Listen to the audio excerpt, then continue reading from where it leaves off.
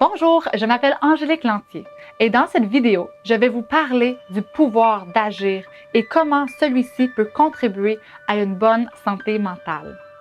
Qu'est-ce que le pouvoir d'agir?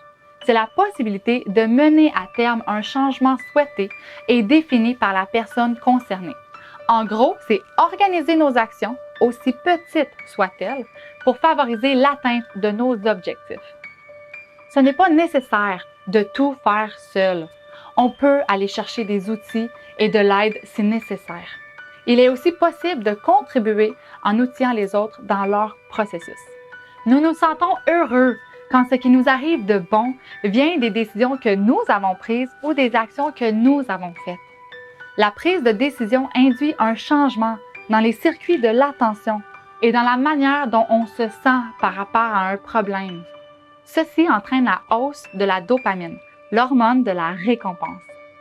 Cette hormone est moins activée lorsque ces événements arrivent par chance ou par des décisions prises par d'autres personnes.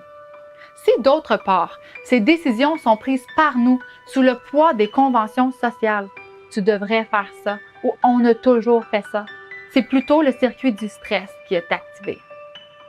Je sais que prendre une décision n'est pas chose facile. Mais saviez-vous que prendre une décision réduit l'anxiété? Les neurosciences expliquent que prendre une décision envoie au cerveau un message que les choses sont maîtrisées. Se sentir dans l'impuissance peut s'avérer souffrant. Ce sentiment peut faire surface lorsque l'on perçoit le changement ou la tâche à accomplir comme étant insurmontable. Connaissez-vous la technique de l'éléphant? Cette technique peut nous aider à sortir de l'impuissance et ressentir un apaisement. Tout d'abord, comment peut-on manger un éléphant? On ne peut manger un éléphant qu'en prenant une bouchée à la fois. Le dicton est clair.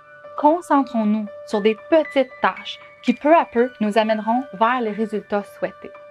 Alors, si vous désirez goûter aux bénéfices du pouvoir d'agir, je vous invite à réfléchir à un objectif réaliste que vous désirez atteindre.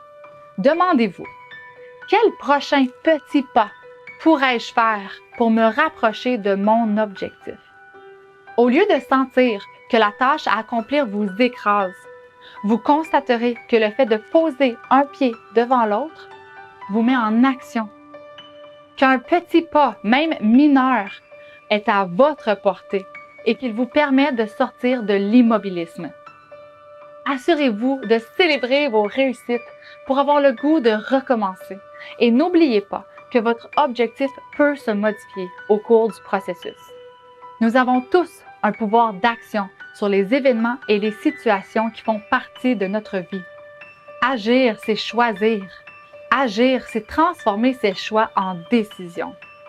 Voilà pour la capsule sur le pouvoir d'agir. Je vous invite à visiter le site Internet de Santé mentale Québec Rive-Sud pour découvrir toutes les activités auxquelles vous pouvez participer.